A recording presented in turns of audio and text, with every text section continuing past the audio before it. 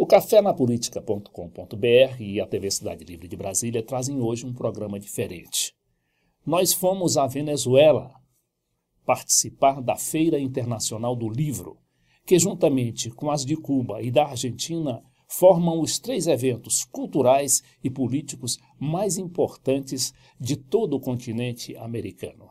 Esta feira, principalmente, ela reuniu, além de editores de mais de 150 empresas privadas e estatais, artistas, intelectuais e políticos, tratando basicamente daquilo que interessa a nós todos latino-americanos, inclusive brasileiros, da integração latino-americana.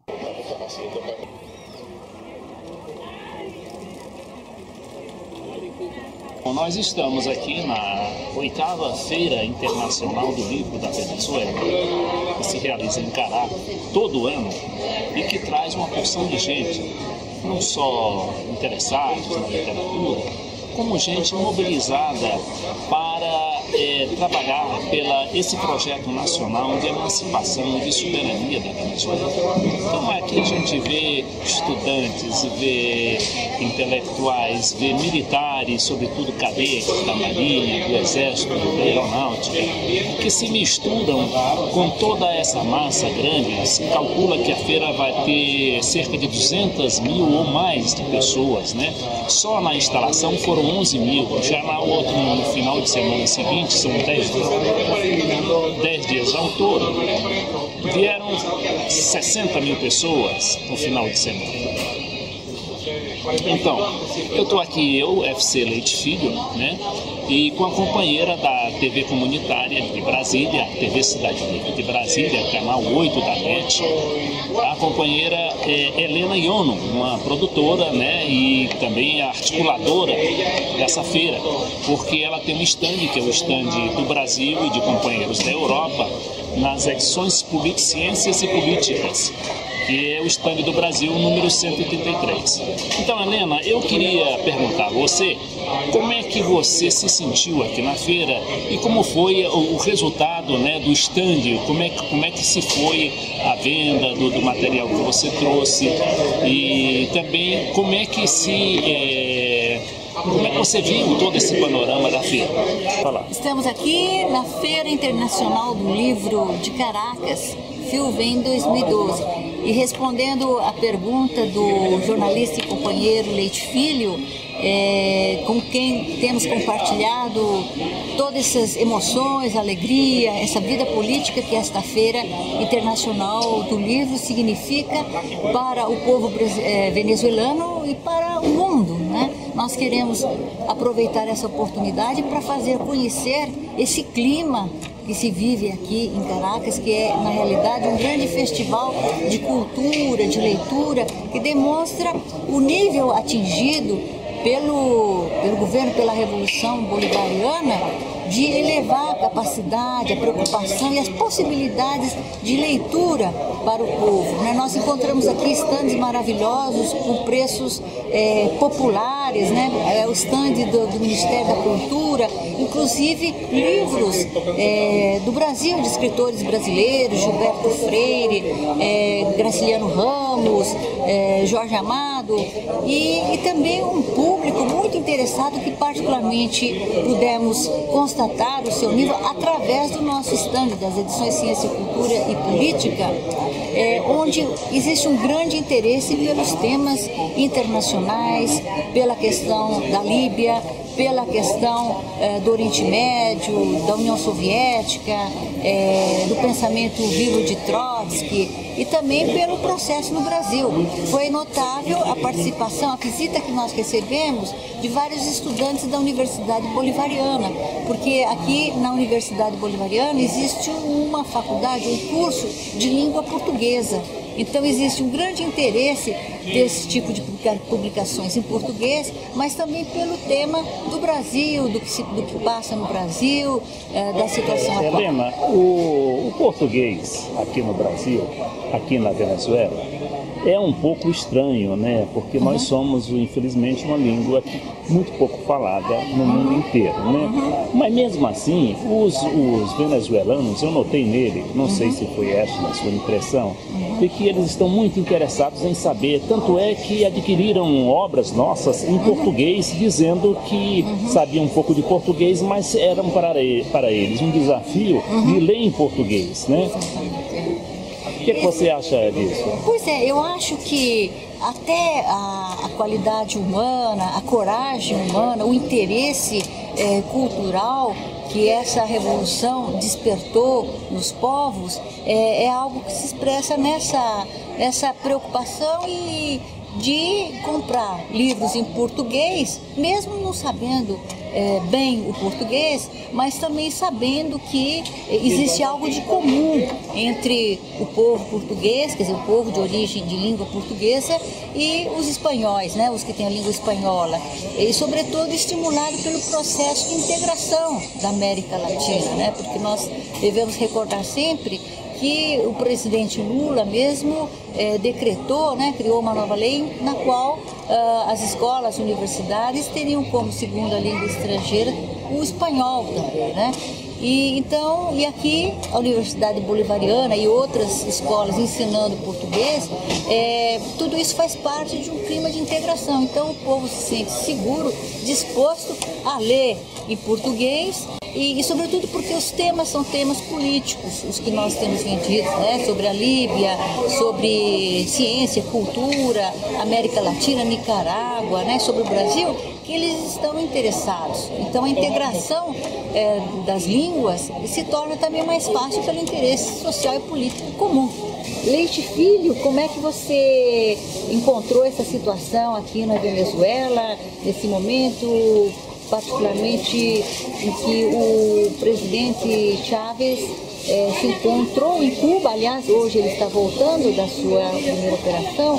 Como você encontrou a situação aqui na Venezuela? Bom, hoje é sábado, na verdade, o presidente retornou ontem, né?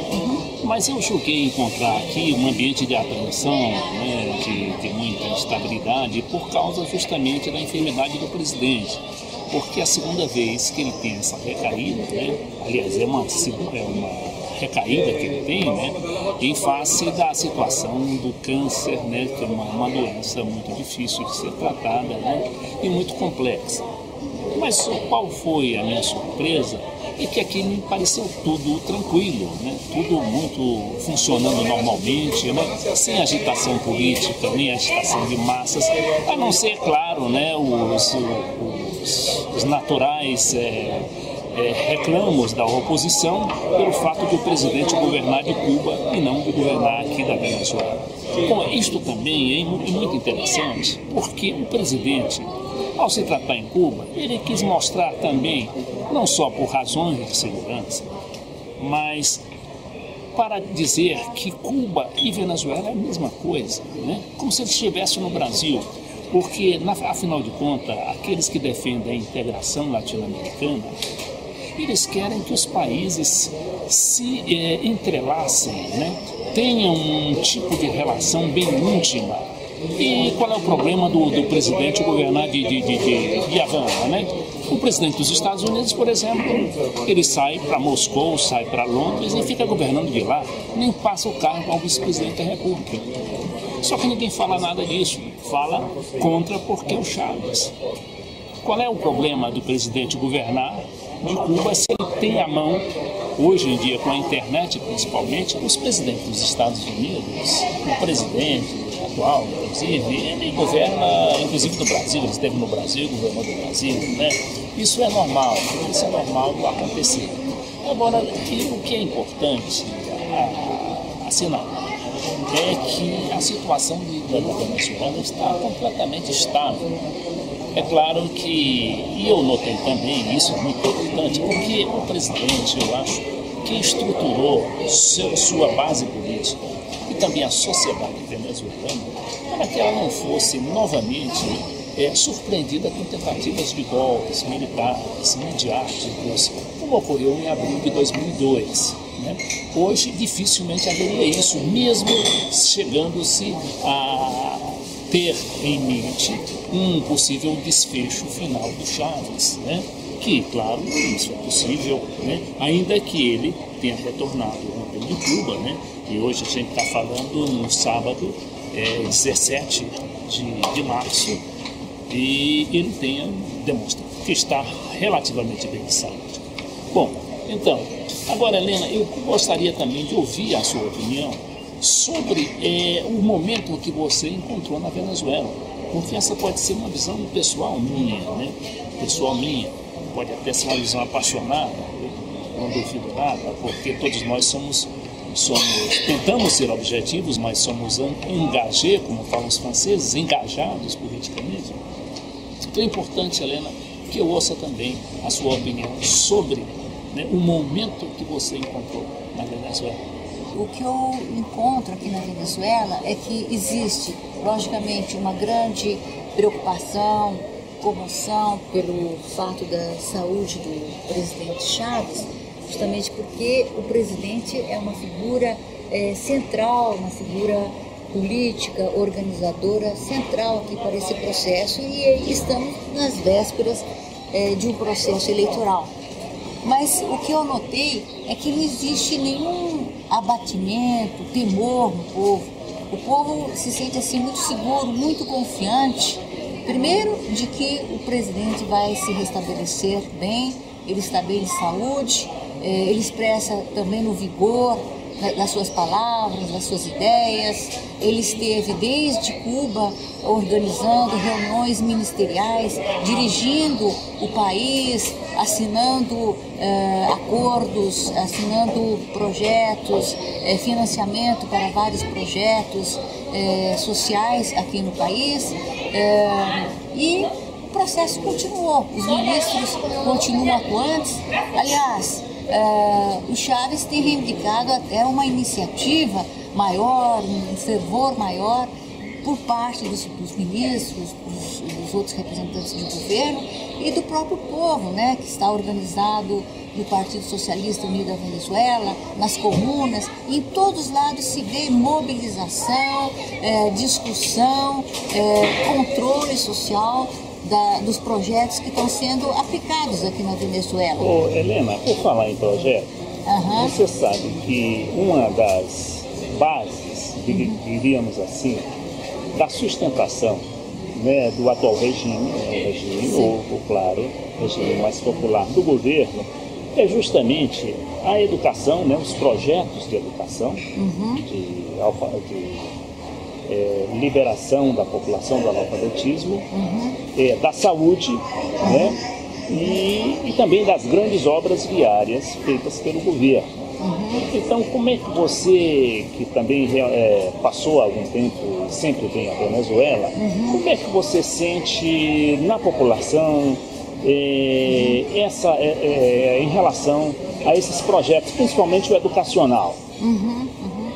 Olha, no campo educacional, as medidas que se realizaram através das missões, Missão Sucre, Missão Robinson, existe uma outra missão, qual seria a Missão Sucre, Robinson e... peraí, deixa eu me lembrar. Não, sem problema, porque, na verdade, essas missões são, basicamente, né, uma de... Ribas. Sim, tem umas que fazem, né, tem assistência médica, assistência à população, né, que antes praticamente não existia.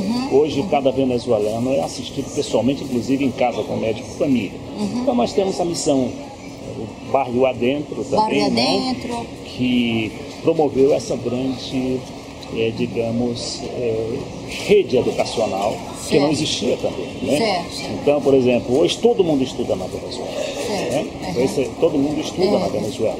Então, a pessoa que, por exemplo, tinha deixado de estudar por razões, né, de emprego, ou mesmo que não tenha atentado para a importância do ensino, elas hoje não podem estudar. Então, essa parece que é a missão Ribas, né? É uma que permite que você, dentro de algum tempo, você, se quiser, inclusive, retome e vai estudar para a universidade. Agora, o importante eu acho que essa missão Sucre, parece que... Tá, sem problema. Não vamos nos preocupar, não, porque é muita missão, né? Então a gente vai se perder na precisão, né, na especificidade. Certo. Então, Aí, o importante também é que a gente vê o metrô cheio. O metrô cheio de gente. Onde é que está indo essa gente? Essa gente está indo estudar. Está indo trabalhar, mas está indo estudar, porque 3 horas da tarde ninguém vai trabalhar às 3 horas da tarde. Exato. O pessoal vai estudar de alguma maneira, né? Então é esse o clima que eu encontrei e gostaria também de saber como é que você sente isso. Certo. Então, falando assim, voltando então à questão da educação também, o que eu vejo é todo mundo, o que se confirma é que todo mundo é alfabetizado aqui, isso aí foi cumprido. A questão das missões é que o que me chama muita atenção é a missão Sucre, que é a missão onde as pessoas que têm uma certa idade, as mulheres que são domésticas, que têm famílias e crianças, elas tiveram possibilidade de se formar, de se diplomar ao nível universitário, né?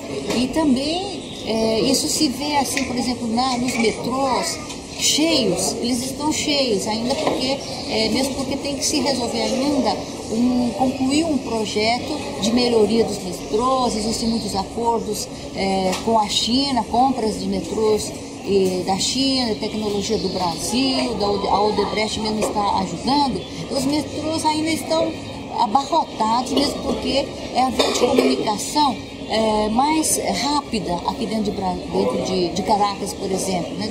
Mais rápida do que os próprios ônibus, né? Ou carros. Mas estão abarrotados ainda com essa classe trabalhadora, estudantes, mas o que você vê, você percebe, é que é um povo muito mais educado, que está desenvolvendo uma consciência solidária, um povo que tem nas mãos todo dia um jornalzinho, como o jornal Ciudad Caracas, Correio do Orinoco, né, que são jornais populares. O Ciudad Caracas, por exemplo, é um jornal feito pela Prefeitura de Caracas, gratuito, distribuído nas portas do metrô, e o Correio do Orinoco. Então, o povo que se vê, independentemente das missões, se vê um reflexo de uma cultura, uma alfabetização maior, até dentro do metrô, né? E, bom, também a saúde do povo, né? Se vê que essas missões, por exemplo, bairros lá dentro, onde os cubanos ajudaram muito, trazendo aqui médicos cubanos que usam aquelas estruturas, aquelas casinhas redondas, azul e laranjada, que estão nos bairros, nas favelas, né? E que dão os serviços básicos para as populações pobres e até em zonas que não são absolutamente pobres. Há sempre uma casinha dos médicos cubanos, né? São muito mais do que 10 mil médicos cubanos que trabalham, que nós vimos até aqui em algumas conferências durante a Feira de Livro, onde se lançaram livros do Fidel, que havia muitos médicos cubanos participando, né?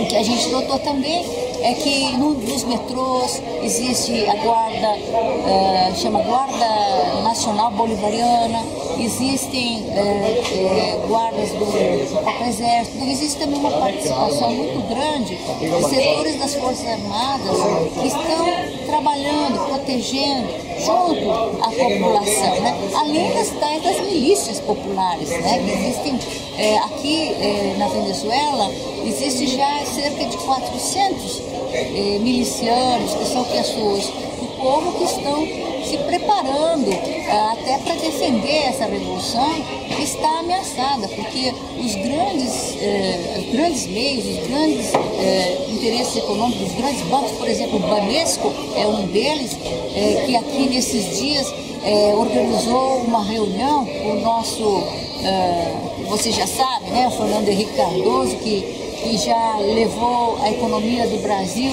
a um desastre, né? Privatizou tudo, essa política neoliberal antes do Lula. Ele veio aqui junto com o Felipe Gonçalves e se reuniu, graças à sustentação do Banesco, para difundir uma política que na realidade é para uma campanha contra o Chaves e sustentando esses grandes meios de comunicação e a oposição aqui. A oposição que usa os meios de comunicação para cortar esse processo eleitoral, né? Então, é isso aí.